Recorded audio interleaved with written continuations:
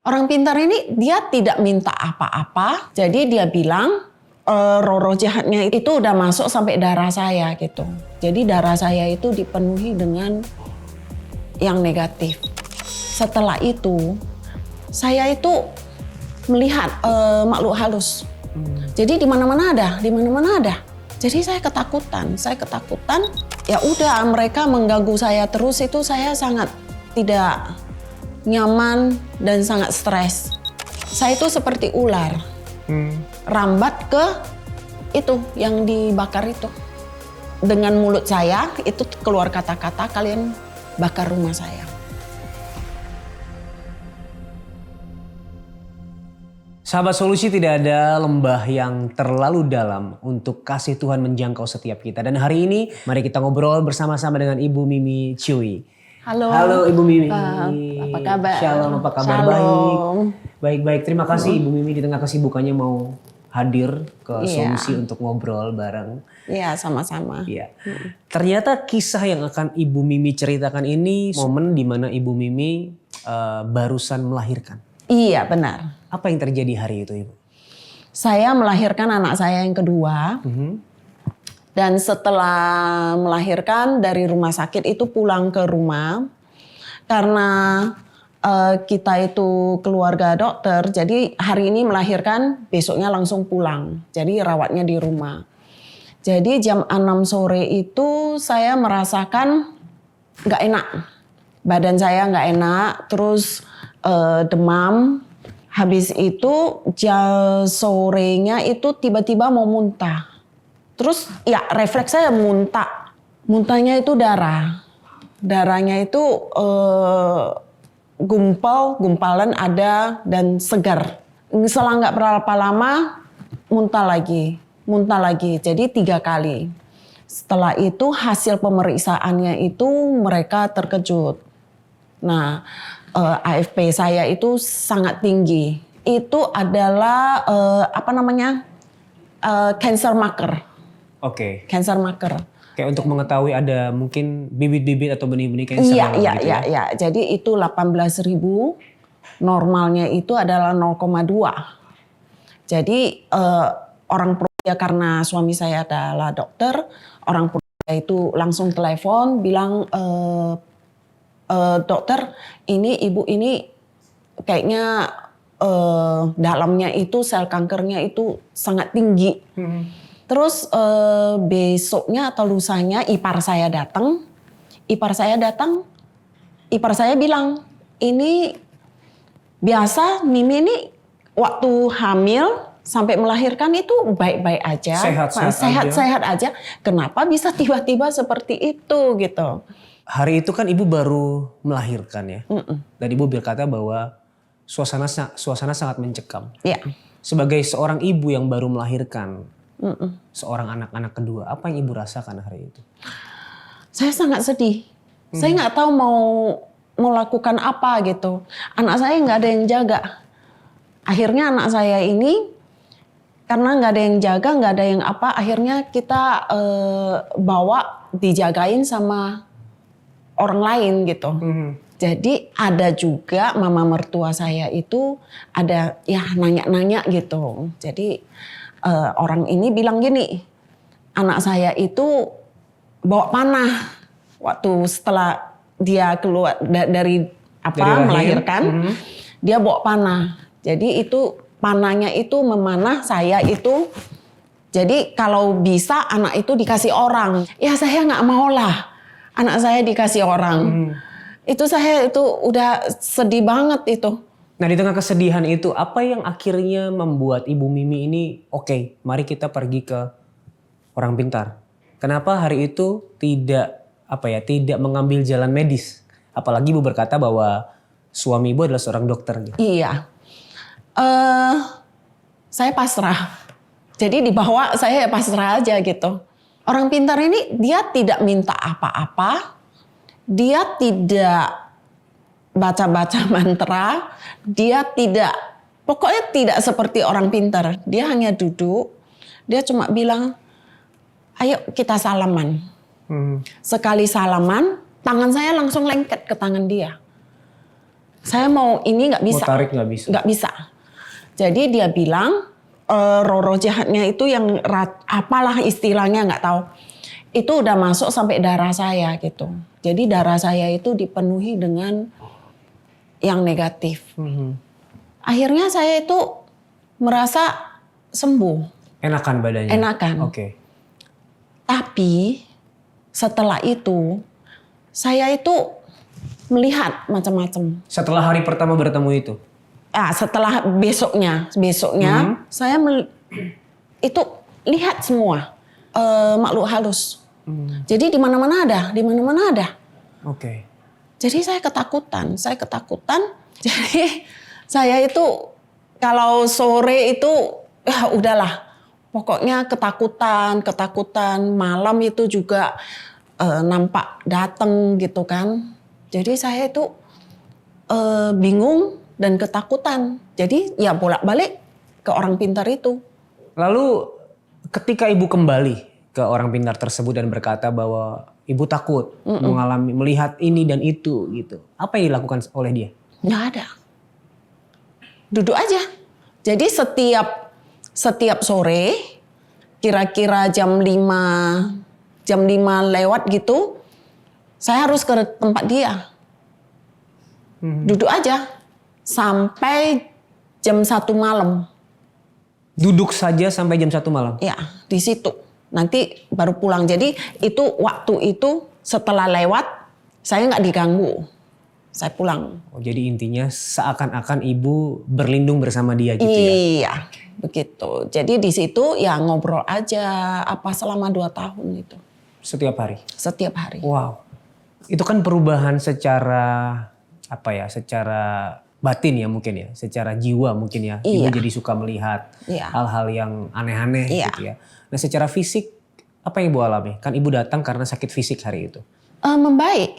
Jadi setelah mencari orang pintar ini, menjelang 1 minggu kita periksa lagi. Saya periksa lagi darah, turun 0,2 jadinya normal. Dari 18.000 jadi 0,2. Jadi turunnya kan drastis banget. Jadi mereka ambil kesimpulan ya kesalahan. Uji lab. Kesalahan uji lab. Jadi ya sudah saya merasa ya udah sehat. Cuma ya melihat itu yang menjadi sangat terganggu. Oke, secara fisik sudah Ya. baik ternyata tapi jiwanya takut terus ya. Iya. Sampai beberapa tahun kayaknya adalah 5 tahun gitu. Udah agak tenang, lihat sih masih bisa lihat, tapi saya udah agak tenang. Terus habis itu pada waktu itu mulai lagi setelah saya punya anak ketiga. Oh, triggernya apa ibu? Bisa mulai lagi itu? Nggak tahu, tiba-tiba saja. Jadi saya itu udah tenang dan ada satu waktu itu saya kalau mau tidur itu diganggu lagi. Terus diganggu beberapa saat gitu. Terus habis itu tiba-tiba ada satu orang yang telepon saya. Dia terus bilang gini, "Mimi, dalam rumah kamu itu ada apa? Ada kejadian apa?" Saya bingung, nggak ada. Saya panggil dia Om, nggak ada Om. Itu ada, dia bilang. Nggak ada Om, nggak ada apa-apa. Itu ada, dia bilang, yang mau mencelakakan kamu, mau bikin kamu itu mati sebelah, mau apa, bla bla bla. Takut dong saya. Jadi saya bilang sama suami, ini kenapa ini? Akhirnya kita ke orang yang pintar itu lagi. Yang sama? Yang sama. Oke. Katanya ada yang mau kirimlah sesuatu gitu ke kita. Mau mencelakakan kita, mau apa gitu. Jadi saat itu kebingungan kan. Kenapa ini? Akhirnya kita itu, anak saya tiba-tiba kemasukan 2 gitu. Jadi akhirnya kita bawa lagi anak ini ke orang pintar ini. Nah, entah apalah dikasih kunyit entah apa gitu di ini. Nah, setelah selesai, oke, tenang. Tetapi beberapa saat muncul lagi, termasuk saya. Saya tahu apa yang terjadi, tapi saya nggak bisa kontrol diri. Saya pernah jalan, tiba-tiba jalan aja keluar gitu. Entah kemana tanpa tujuan, jalan kaki. Saya dengar anak saya di belakang panggil saya, mama pulang mama, pulang mama. Tapi saya nggak bisa kontrol, jadi saya nggak bisa kontrol badan saya. Nah, yang kedua itulah saat itu saya itu sangat terpuruk. Saya tidak tahu mau bagaimana. Nah itu saya ini aja ya, habisin saya aja. Jadi mereka mau saya udahlah gitu. Mau ganggu saya, mau apa. Ya udah saya mengira aja lah. Dan di ujung rasa berat beban itu ibu berkata ya udah aku menyerah saja seperti Ya itu. saya mengira aja apa mau membakar diri atau mau bunuh diri atau apa gitu. Nah itu kan ibu setelah di tahap yang kedua itu ya yang sering kemasukan, anak-anak juga sering kemasukan dan ibu kembali datang ke orang pintar tersebut. Ada solusi nggak yang dia berikan? Nggak ada. Cuma ya duduk di situ, nanti udah oke, tenang, nanti muncul lagi. Oke, tenang, muncul lagi. Itu sampai 14 tahun. Yang kejadian pertama itu yang sangat berat. Karena di situ ada papa saya yang masuk rumah sakit. Jadi pada satu hari saya pergi, saya lihat kenapa di sekeliling papa itu penuh.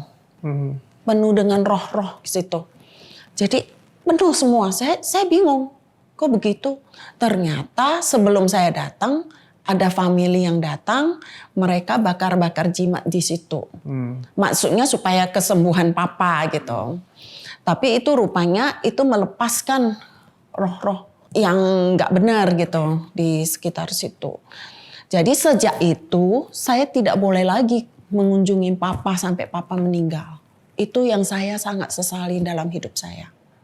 Jadi intinya ibu juga hidup dalam kekangan, tidak bebas karena banyak sekali hal-hal yang tidak boleh dilakukan. Iya, benar. Karena kalau itu dilakukan maka roh-roh jahat tersebut akan menyerang ibu kembali. Iya, benar.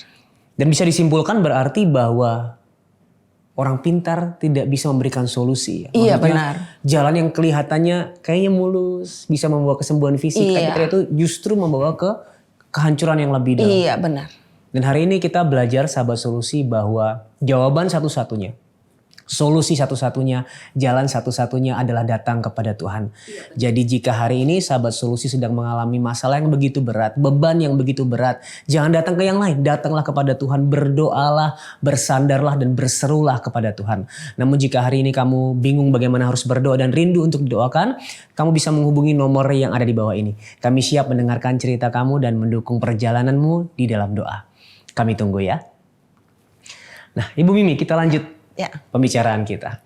Tadi Ibu Mimi berkata terakhir bahwa sudah tidak kuat, ingin mengakhiri hidup saja. Iya, benar. Tetapi sempat terbersit bahwa Ibu Mimi ini nggak mau mati di tangan roh-roh jahat tersebut. Iya. Cuman mau mati di tangan Tuhan. Iya, benar. Nah, tapi kan hari itu Ibu Mimi belum mengenal Tuhan yang benar. Belum. Nah, apa yang ada dalam pikiran Ibu hari itu? Itu yang seperti Bapak bilang ya. Jadi saya cuma satu, saya nggak mengenal Tuhan, saya nggak ini, tapi saya bisa teringat, saya mau mati di tangan Tuhan aja. Saya nggak mau mati di roh-roh jahat ini. Saya melihat itu gelap, apa gitu, takut kan. Dan hari itu akhirnya ya, di ujungnya Ibu ditarik oleh Tuhan untuk mengenal pribadinya. Iya, benar. Tapi melalui proses yang cukup panjang. Iya, benar. Karena ternyata Ibu mengenal seseorang Kristen, tapi Ibu tidak mau nih. Iya, betul. Jangan cerita-cerita Tuhan lah. Iya. Kayak Tuhanmu paling hebat aja. Iya, betul. Itu apa yang terjadi hari itu? Iya, jadi dia selama beberapa tahun itu selalu kalau ketemu saya itu selalu bilang gini dalam bahasa Mandarin ya. Mimi Yesu Aini. Itu satu kata aja. Dia nggak pernah panjang lebar bilang Tuhan Yesus gini nggak pernah. Dan nggak pernah menginjilin saya, nggak pernah bilang ayo datang ke gereja, nggak pernah. Tapi setiap kali dia ketemu saya, cuma bilang, Mimi Yesus ini, terus pergi dia. Itu Yesus mengasihimu gitu ya? Iya, artinya. Jadi habis itu, waktu dalam keadaan terpuruk ini, saya itu tiba-tiba dia telepon. Ya. Dia telepon karena dulu saya ada ini, dia telepon. Jadi dia bilang, apa kabar, apa-apa gitu kan. Jadi saya bilang, kamu jangan telepon saya gitu. Saya ada jualan ini dulu, saya ada ikut multi level. Dia pesan barang sama saya. Jadi dia bilang barangnya kok enggak sampai-sampai. Saya bilang aduh saya lagi stres nih. Udahlah kamu pergi beli sendiri lah. Saya enggak lagi nggak mikirin. Jadi kamu pergi beli sendiri aja. Jadi dia bilang, Mi kamu ada apa sih? Tiba-tiba saya teringat, dia kan Kristen. Jadi saya bilang, kamu kan Kristen, boleh nggak kamu doain saya? Wow. Jadi dia bilang, kamu ada apa Mi? Saya bilang, pokoknya kamu inilah doakan saya. Dia bilang, saya mau doa, tapi doa apa? Dia bilang gitu kan. Ya udahlah, saya ke rumah kamu, saya bilang. Jadi saya ke rumah dia, saya cerita, dia terkejut. Rupanya seperti itu katanya. Ya udahlah doa. Jadi kita doa. Entah kenapa di saat itu dia doa, dia nangis, saya juga nangis. Kita berdua itu nangis-nangisan gitu. Sampai hebat gitu. Tapi habis itu saya lega. Besoknya saya itu kan setiap hari saya olahraga tuh. Jadi saya olahraga di ruangan dengan pintu yang terbuka. Oke. Jadi setelah saya olahraga, saya itu suka istirahat, tiduran di lantai gitu. Jadi tiba-tiba kok pintunya terang banget. Terang banget. Jadi saya liatin, terus ada satu sosok yang masuk. Ini kainnya, ini. Terus bajunya panjang. Tapi saya nggak nampak mukanya. Yeah. Saya nggak nampak mukanya. Cuma saya ingat sampai hari ini adalah matanya. Matanya itu tersenyum. Wow. Jadi selamanya ini saya ada lihat-lihat roh yang lain. Kalau kan pertama saya ketakutan, terus akhirnya saya terbiasa.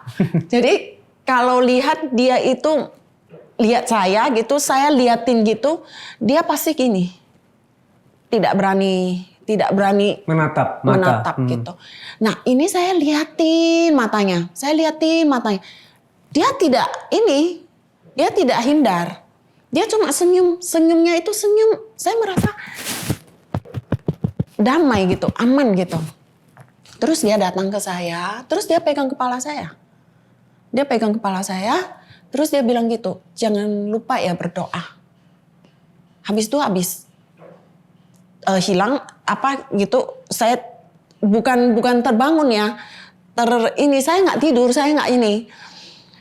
Saya terkejut, terus saya bangun, saya berdiri gitu, saya lari ke bawah. Dulu kan belum ada handphone. Yeah.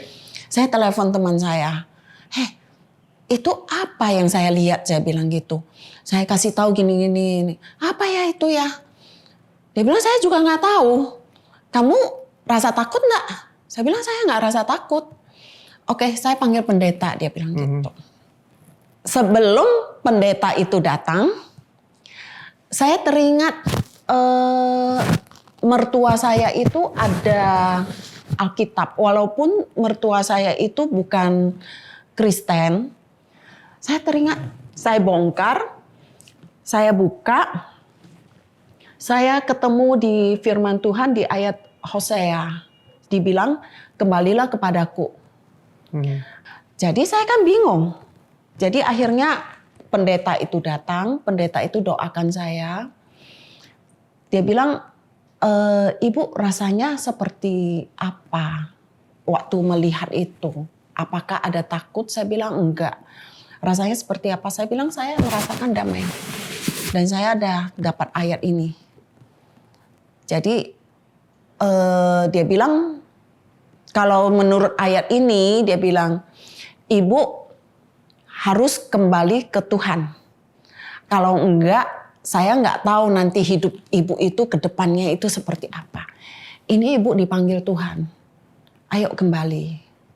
Lah saya bingung, gimana mau kembali ke Tuhan gitu. Sedangkan saya sendiri punya Tuhan sendiri gitu kan.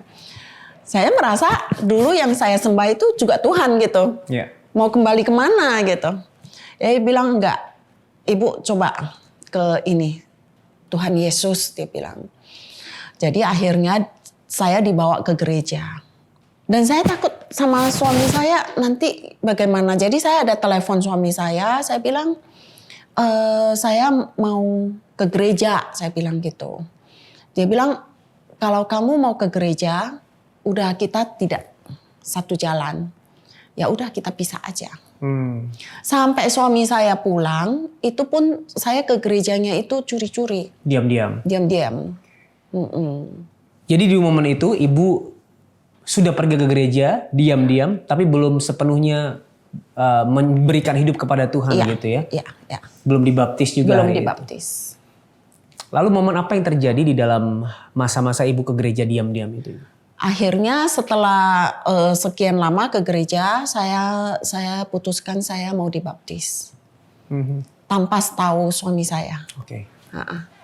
Itulah setelah baptis kejadian pelepasan demi pelepasan. Dan setelah itu apa yang ibu rasakan di dalam hidup ibu? Apa yang berubah dalam hidup ibu? Setelah pelepasan sekian lama, waktu itu pun saya merasakan, aduh saya itu nggak sanggup lagi. Pada satu titik, ya sudahlah saya mau menyerah lagi. Karena nggak mau lepas. Roh itu nggak mau lepas. Ternyata yang saya cari dulu, orang pinter itu, rohnya ada di dalam diri saya. Jadi waktu pelepasan itu, kan sekian lama itu ada 5 hari itu. Sampai suami saya udah mau masukkan saya itu ke rumah sakit. Karena ini ya Raba udah gak ada hari terakhir. Jadi, karena 5 hari pelepasan itu? Iya. Oke. Itu biru semua badan saya. Birunya bukan diiniin. Karena saya kan dipegangin sampai kuat begitu kan. Jadi saya kalau nggak dipegangin itu tenaga saya itu sangat kuat. Saya bisa sepak orang, saya tarik pendeta aja saya tarik saya ludahin. Terus kepala saya diketokkan saya ketok sendiri bukan ketok rohnya itu ketokkan saya terus cekek gitu. Jadi itu sampai biru sampai udah lemas nggak bisa apa-apa lagi. Iya. Nah saya pikir loh kenal Tuhan setelah dibaptis seperti ini gitu. Ternyata roh di dalamnya itu udah nggak nyaman. Jadi dia tetap mau cengkram saya. Dia tidak mau lepaskan saya gitu. Jadi dia itu masuk ke badan, bicara melalui mulut saya. Itu dibilang, saya udah ikut dia itu sekian puluh tahun. Saya tidak akan lepaskan dia. Kalau saya pergi, saya akan bawa. Seperti itu. Tapi ujungnya bisa terlepas sepenuhnya apa yang terjadi hari itu? Setelah 5 hari itu lepas datang lagi itu terus menerus. Akhirnya ada satu teman saya yang sangat rajin kalau misalnya saya lagi mulai gitu. Jadi biasanya mulainya itu jam 12 siang. Sampai pagi jam 4. Nah mereka temanin suami istri. Itu sangat baik. Saya mau terima kasih lah sama bapak ini yang selalu menolong. Jadi beliau yang bilang ada satu pendeta yang spesial pelepasan. Jadi ditelepon pendeta itu. Jadi akhirnya Pak Pendeta itu bilang di tempat tidurnya. Di tempat tidur saya. Jadi saya saat itu udah hari kelima. Saya udah gak bisa apa-apa. Jadi suami saya itu infuskan saya. Sudah gak bertenaga. Jadi mereka datang, mereka doa. Terus Pak Pendetanya bilang di tempat tidur saya. Jadi udah mereka tunggu saya selesai infus. Saya ke kamar mandi, mereka bongkar tempat tidur saya. Mereka bongkar, ternyata di dalam tempat tidur saya itu ada kacang hijau. Jadi setelah kan tahap pertama, yang kedua ini kan kemasukan terus kita, anak saya semua kemasukan. Jadi ke orang pintar ini. Jadi dibilanglah tiap Kamis di inilah apa namanya, sebarin kacang hijau, garam sama apa gitu supaya mengusir katanya. Jadi itu memang tradisi, memang ada. Kita orang Chinese juga ada itu kan. Jadi ya udah tiap Kamis saya sebarin. Tapi yang di luar itu kan disapu. Nah di tempat tidur saya itu nggak ada kolong. Itu kayu semua. Saya angkat tilam saya sebarin. Sebarin sekian lama gitu. Ternyata itu bukan mengusir.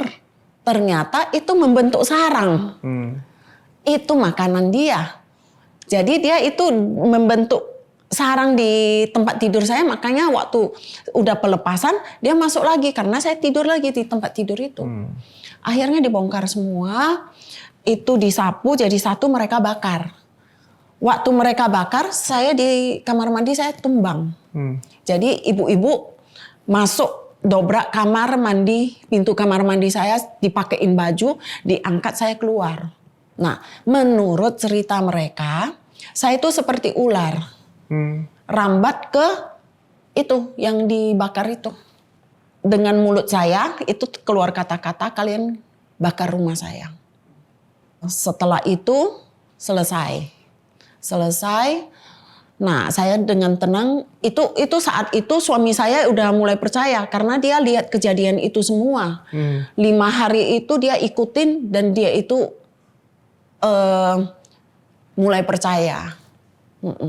Makanya tadi membantu juga ya? Iya, Oke. membantu. Nah setelah puncak pelepasan tersebut, apa yang Ibu rasakan? Apakah pernah melihat hal-hal yang seperti itu lagi, pernah diganggu lagi, atau sama sekali tidak Ibu? Akhirnya pendeta itu datang dan mendoakan saya. Jadi ditutup mata saya, sejak itu saya nggak pernah lihat lagi. Nah habis itu saya dimentorin sama seorang pendeta. Nah pendeta itu mentorin saya, selalu isi dengan firman Tuhan. Pelan-pelan sampai hari ini puji Tuhan. Tidak pernah lagi? Tidak pernah lagi. Ya, dan suami pun, anak-anak pun akhirnya juga mengalami percaya pada Yesus. Ya, mengalami kesembuhan. Bukan hanya anak saya, suami saya aja yang percaya sama Tuhan. Mama saya, saudara saya,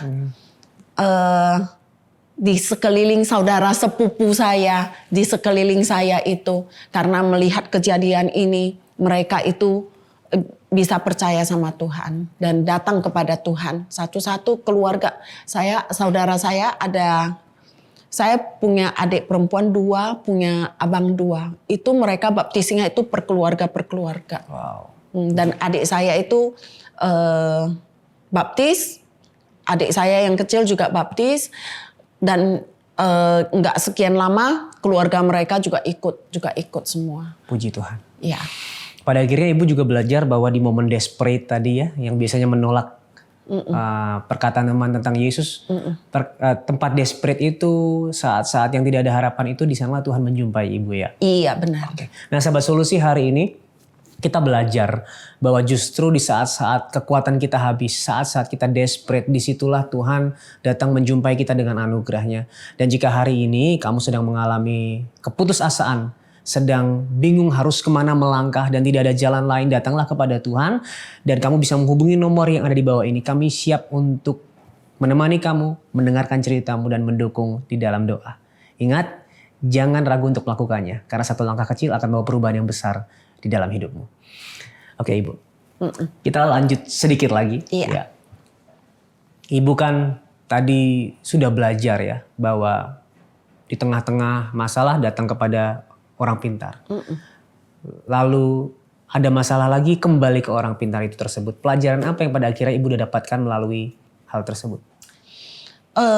Dalam ada masalah, kita jangan sembarangan cari orang, jangan sembarangan percaya kepada orang. Apalagi mereka bilang orang pintar, sebenarnya bukan orang pintar sih. Dan jangan sekali-sekali mengikuti apa yang dikatakan seperti saya ya. Saya itu sampai hari ini sesalin mengikuti kata-kata orang pintar itu seperti tidak boleh lihat papa saya, tidak boleh ini sampai meninggal, tidak boleh lihat dan harus begini, harus begitu. Sebenarnya itu adalah suatu kebodohan.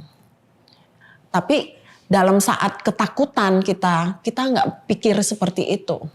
Nah, setelah saya dalam Tuhan, saya sadar. Saya dulu itu melakukan banyak hal-hal yang bodoh.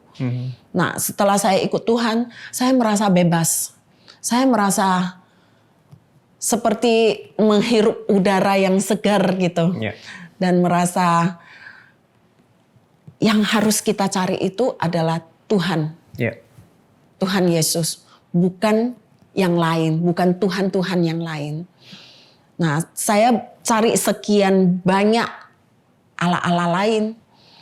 Ternyata ada satu Allah yang sangat besar yang bisa mengubah hidup kita dan membebaskan kita dari segala belenggu. Ya, amin. Menurut Ibu, bagaimana Ibu memandang pribadi Yesus Kristus dalam hidup Ibu? Indah. Tuhan Yesus itu penyayang, pengasih, dan beliau sangat indah. Saya tidak bisa, kalau saya mau gimana ya mengungkapkan Tuhan Yesus, saya mau nangis. Itu luar biasa, beliau luar biasa. Beliau itu hidup untuk kita. Beliau itu berkorban untuk kita. Dan dia itu mencukupkan semua kehidupan kita, membebaskan kita, dan beliau itu mengasihi kita. Kasih itu loh, kasih itu bukan kasih yang biasa-biasa. Dia itu kasihnya itu luar biasa. Saya nggak bisa ungkap dengan kata-kata, nggak bisa. Tapi intinya dari ekspresi Ibu saja Ibu bisa melihat betapa Yesus Kristus itu indah dan berharga bagi kita. Iya benar. Pertanyaan terakhir Ibu, boleh nggak Ibu sampaikan pesan sedikit buat sahabat solusi yang hari ini mungkin sedang berada dalam kondisi yang sama seperti Ibu. Dalam momen-momen tertekan, datang kepada orang pintar, lalu mulai dikuasai oleh kegelapan dan lain sebagainya. Boleh Ibu sampaikan kepada mereka?